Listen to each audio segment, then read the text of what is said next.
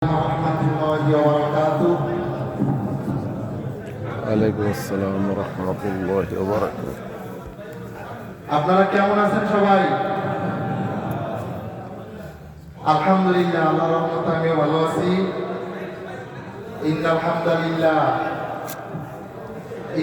হামদালিল্লাহ নাহমাদুহু ওয়া নাস্তাঈনুহু ওয়া নাস্তাগফিরুহু ওয়া নাউযু বিল্লাহি মিন শুরুরি আনফুসিনা ওয়া মিন সাইয়্যাতি আ'মালিনা।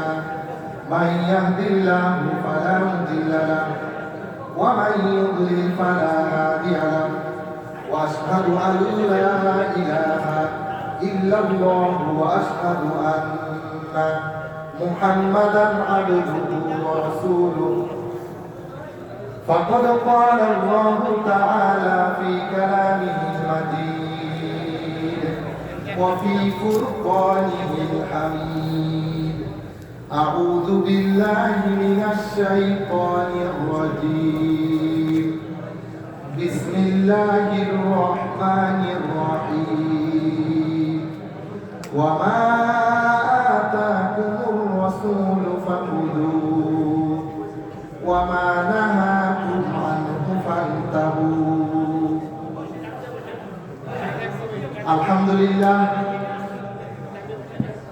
আল্লাহ সুবহানাহু ওয়া তাআলার দরবারে লাখো কোটি শুকরিয়া আদায় করি যে আল্লাহ সুবহানাহু ওয়া তাআলা আমাদেরকে পবিত্র মাহে রমজানে ইফতারির পূর্ব মুহূর্তে ইফতারি সামনে নিয়ে বসার তৌফিক দিয়েছেন এবং সারাদিন রমজানের রোজা সিয়াম পালন করার তৌফিক দিয়েছেন। এজন্য আমরা সকলেই বলি আলহামদুলিল্লাহ। আলহামদুলিল্লাহ। দায়িত্বশীলরা ছাড়া আমরা কেউ কথা বলবো না ইনশাআল্লাহ। কেননা আমরা এখানে আলহামদুলিল্লাহ অনেক সংখ্যক লোক ছোট ছোট করে একটা একটা করে কথা বলে অনেকগুলো কথা হয়ে যায়। আমরা কোনো কথা বলবো না, দায়িত্বশীলরা কথা বলবে, যারা আমাদের ভাইয়েরা দায়িত্ব পালন করতেছেন। দুরূদ সালাম পাঠ করি মানবতার মুক্তির দূত বিশ্ব নবী প্রিয় নবী মুহাম্মদুর রাসূলুল্লাহ সাল্লাল্লাহু আলাইহি ওয়াসাল্লামের প্রতি। আল্লাহুম্মা সাল্লি আলাইহি আল্লাহুম্মা বারিক আলাইহি। সম্মানিত ভাইয়েরা, পবিত্র মাহে রমাদান উপলক্ষে আমাদের যেই জিনিসটি সবচেয়ে বেশি প্রাধান্য দিতে হয়, যেই জিনিসটি সবচেয়ে বেশি আমাদেরকে প্রদর্শন করতে হয়, সেটা হচ্ছে সংযম, ধৈর্য এবং সহনশীলতা। কেননা পবিত্র মাহে রমজানে আমরা সাধারণত সংযম করে থাকি খাবারের বেলায়, যৌনতার বেলায়, রাগের বেলায়, ক্ষোভের বেলায়, দুর্নীতির সময়, মিথ্যা এবং ঝগড়াঝাটির বেলায়। কেন আমরা এটাই যুগ যুগ ধরে দেখে আসছি, শুনে আসছি যে যখন দুজন ব্যক্তি ঝগড়া হয়, মনোমালিন্য হয়, তখন কিন্তু বলা হয়েছে একথা বলতে যে তুমি বলে দাও আমি সিয়াম। আপনাকে যদি কেউ হিংসা করে কিছু বলে, রাগ করে কিছু বলে, ঝগড়া করার জন্য কিছু বলে, আক্রমণ করে, তখন আপনি বলে দেন যে ভাই আমি রোজা রেখেছি, আল্লাহর ওয়াস্তে আমি দ্বন্দ্ব থেকে, ঝগড়াঝাটি থেকে বাঁচা চাই। অতএব আমাদের এই রমজানের প্রধান শিক্ষা হবে ধৈর্য ধারণ করা, সিয়াম পালনের যেই সংযম, এই সংযম পালন করা। এবং আমরা এই রমজান থেকে শিক্ষা নিব যে ধৈর্য সহনশীলতা কিভাবে দেখাতে হয় এবং কিভাবে আল্লাহকে ভয় করতে হয়। প্রত্যেকটা ক্ষেত্রে আমরা আল্লাহকে ভয় করতে চেষ্টা করব। মহান আল্লাহ সুবহানাহু ওয়া তাআলা পবিত্র কোরআনুল কারীমের মধ্যে বলেন যে আমি জিন এবং মানব জাতিকে সৃষ্টি করেছি শুধুমাত্র আমার ইবাদত করার জন্য। আল্লাহ সুবহানাহু ওয়া তাআলা বলেছেন ওয়া মা খালাকাতুল জিন্না ওয়াল ইনসা ইল্লা লিয়াবুদুন, যে আমি জিন জাতি এবং মানব জাতিকে সৃষ্টি করেছি শুধুমাত্র একমাত্র আমার ইবাদতের জন্য। সুতরাং আল্লাহ কিন্তু এখানে বলেন নাই যে আমি জিন এবং মানুষ সৃষ্টি করেছি আমার ইবাদতের জন্য। এখানে তিনি শুধুমাত্র তার ইবাদতের কথা বলেছেন। অতএব যদি আমরা শুধু তার ইবাদত না করে যদি অন্য কিছুতে নিমগ্ন থাকি, মগ্ন থাকি, ব্যস্ত থাকি, তাহলে কিন্তু আল্লাহর এই কথার সাথে আমাদের আনুগত্যের মিল মহব্বত হয় না, মিল হয় না। কেননা আল্লাহ বললেন আমি মানব জাতি সৃষ্টি করেছি শুধুমাত্র আমার ইবাদতের জন্য। আর আমরা কি করলাম? পারলে ইবাদত করলাম, না পারলে যা ইচ্ছা তাই করলাম। তাহলে কিন্তু আর হলো না। তাহলে এখন উপায় কি? তাহলে মানব জাতি বড় বিপদে। আমাদের তাহলে মুক্তির উপায় কি? আমরা তো শুধুমাত্র আল্লাহর ইবাদত করতে পারি না।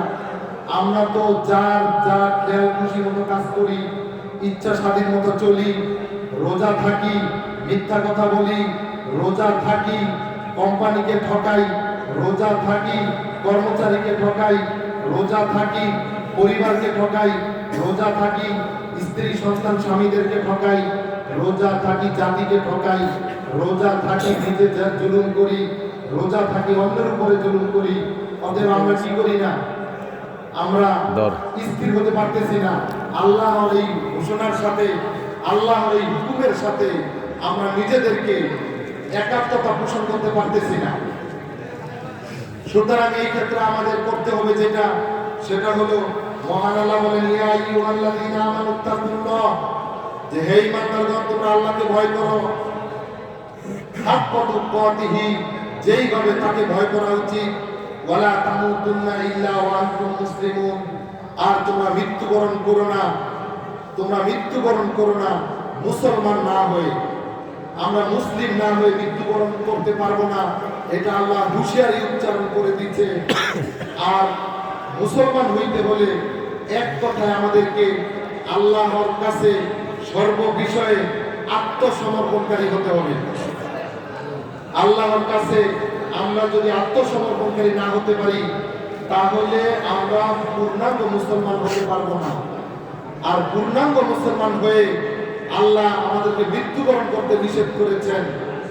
আর যদি আমরা পূর্ণাঙ্গ মুসলমান না হতে পারি, তাহলে আমরা আল্লাহর যেই হুকুম, যে শুধুমাত্র তার ইবাদত করার জন্য আমাদেরকে তিনি বানাইছেন, এই ওয়াদার সাথে, এই হুকুমের সাথে আমরা একমত হতে পারলাম না, অথবা আমরা সেই হুকুমটাকে মেনে নিতে পারলাম না। আমাদের অন্তর থেকে, আমাদের আচরণে, আমাদের ব্যবহারে আমরা মেনে নিতে পারলাম না। সুতরাং আমাদেরকে কি করতে হবে? আমাদেরকে সংসার ছাড়তে হবে না, ব্যবসা বাণিজ্য ছাড়তে হবে না, চাকরি বাকরি ছাড়তে হবে না, সমাজ সংসার ছাড়তে হবে না।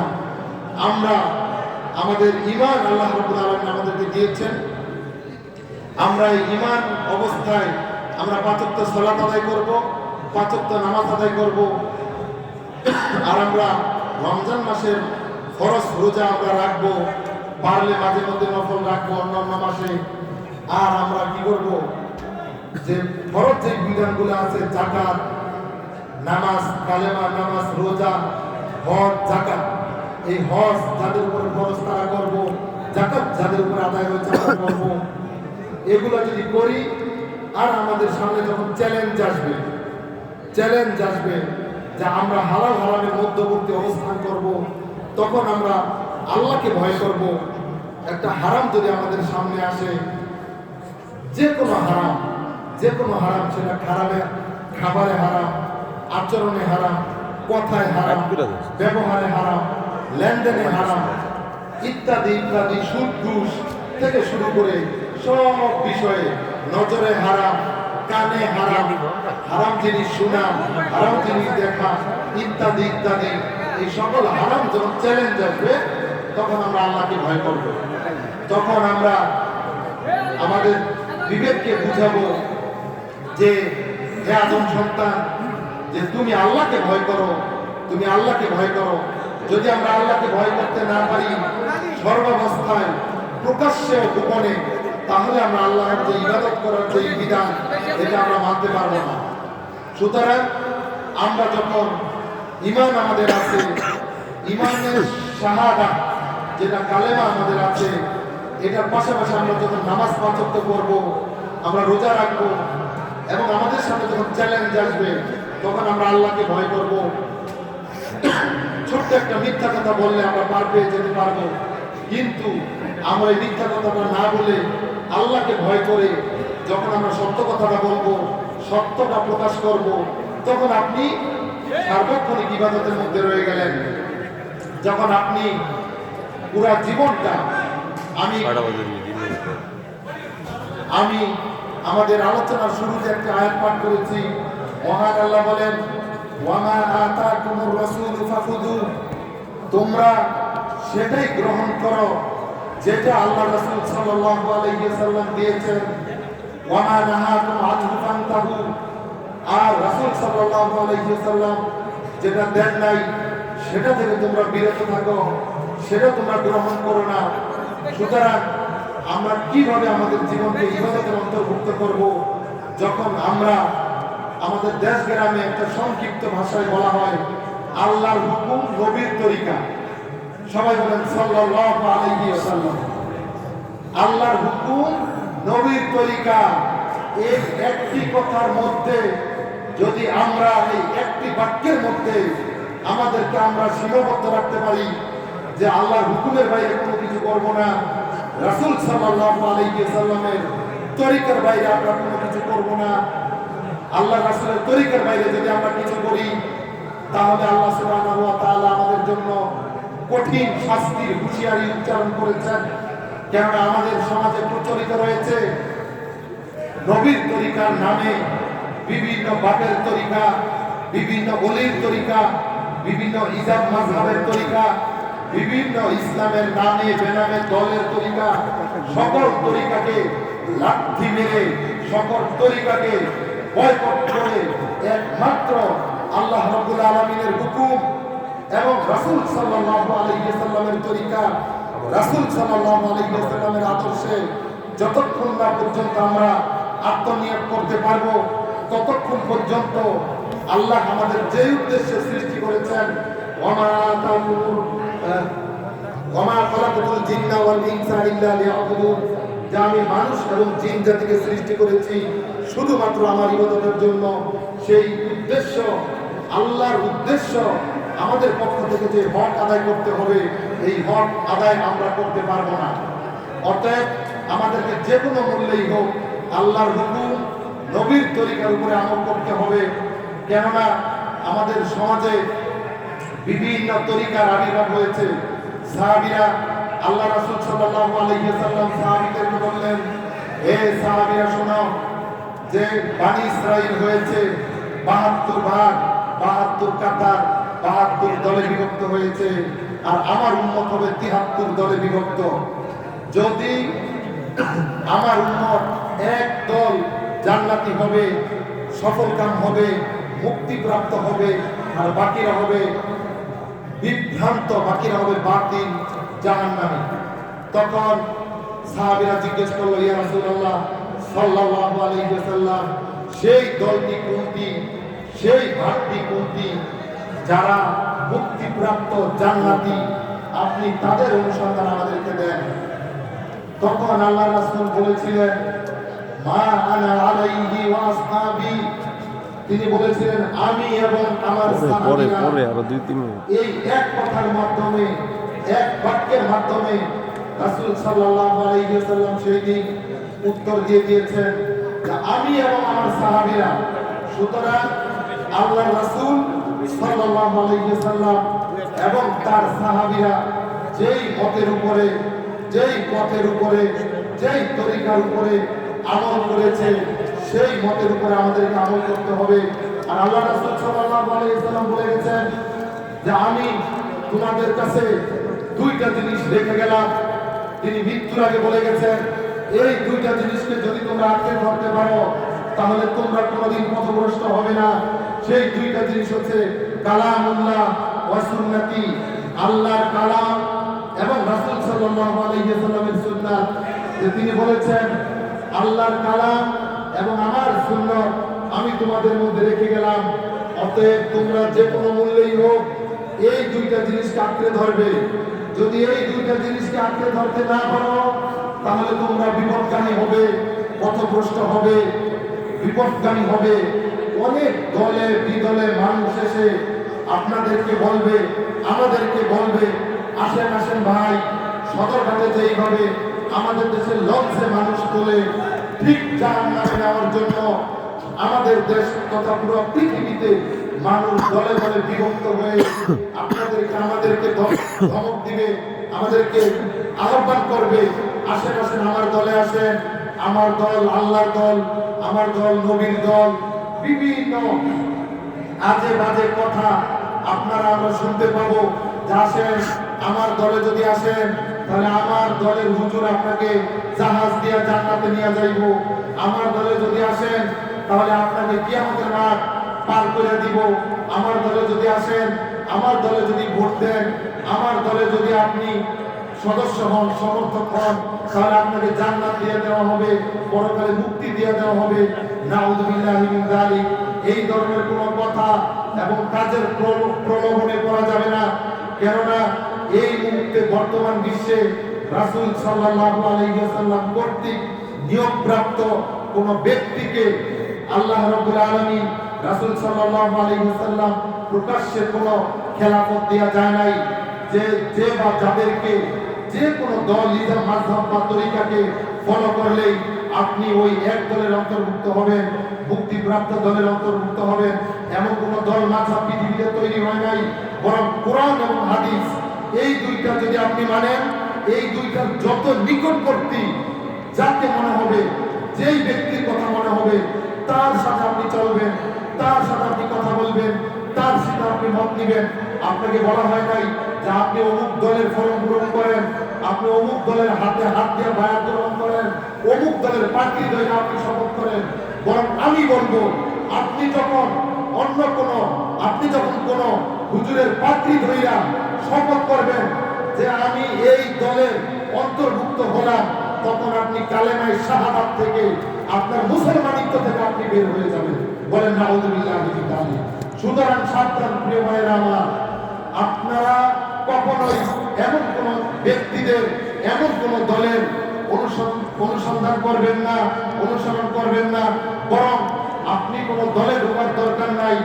আপনি কোরআন পড়বেন, হাদিস পড়বেন, নিজের জ্ঞানকে সম্প্রসারিত করেন, নিজের বিবেককে কোন দলের কাছে, কোন ব্যক্তির কাছে, কোন জাতি গোষ্ঠী ইলজাম মাযহাবের কাছে ভাড়া দিবেন না। খবরদার, কোন দোকানে বাজার করলে কম মূল্যে কিনা যায়, কোন মার্কেটে ভালো ডিসকাউন্ট দেওয়া আছে এটা আপনার জানা আছে, কোন বাড়ির কোন এলাকার মেয়ে বিবাহ করলে আপনি ভালো শ্বশুর বাড়ি পাবেন, কোন দেশে গেলে, কোন বিদেশে গেলে আপনি ভালো ইনকাম করতে পারবেন, সব আপনি বুঝেন। শুধুমাত্র ধর্ম মানার ক্ষেত্রে আপনি হুজুরের কথা মানবেন আর বলবেন যে আমার বাবা করেছে, আমার দাদা করেছে, অন্ধের মতো আপনিও করবেন, এটা করবেন না। কেননা মহান আল্লাহ কোরআনে আপনাকে শিক্ষা দিচ্ছে, ওয়ালাকাদ ইয়াসসারনাল কুরআনা লিযিকরি ফাহাল মিন মুদ্দাকির, যে আমি কোরআনকে সহজ করে নাযিল করেছি, তোমরা কে আছো বুঝার জন্য, তোমরা বুঝো। অথবা আপনি কোরআন বোঝার চেষ্টা করবেন, হাদিস বোঝার চেষ্টা করবেন। আর আপনি আল্লাহ শিখাই দিয়েছে যে তোমরা প্রশ্ন করো, ফাসআলু আহলা যিকরি ইন কুনতুম লা তা'লামুনা বিল বাইয়িনাতি ওয়াজ জুবুর। যে আল্লাহ শিখাই দিয়েছেন তোমরা প্রশ্ন করো জানা মানুষের কাছে। হে অজ্ঞাত মানুষেরা, অজ্ঞাত মানুষেরা, তোমরা প্রশ্ন করো, তারা উত্তর দিবে কোরআন এবং হাদিস সহকারে। কত বাজে? কত? আচ্ছা, আমরা আজকে এই ইফতার মাহফিলে যারা ইফতার দিয়েছে, আমাদের এই ফিরকানদের সাহিত্য ইফতার পক্ষ থেকে, সকল অপরায়ের পক্ষ থেকে আমরা মহান আল্লাহ সুবহানাহু ওয়া তাআলার কাছে দোয়া করি, মহান আল্লাহ সুবহানাহু ওয়া তাআলা যেন আমাদের এই ভাইদের যারা আয়োজন করেছে সকলের এই ইফতারকে কবুল করেন। আমরা বলি আমিন। আমিন। সকল ভাইদের যে মনের ন্যাক আশা আছে এগুলো যেন পূরণ করে। আমরা বলি আমিন। আমিন। যে সমস্ত ভাইদের রিজিকের সমস্যা আছে, কাজের সমস্যা আছে, সকলের সকল সমস্যা যেন দূর হয়। আমিন। আমিন। যে সমস্ত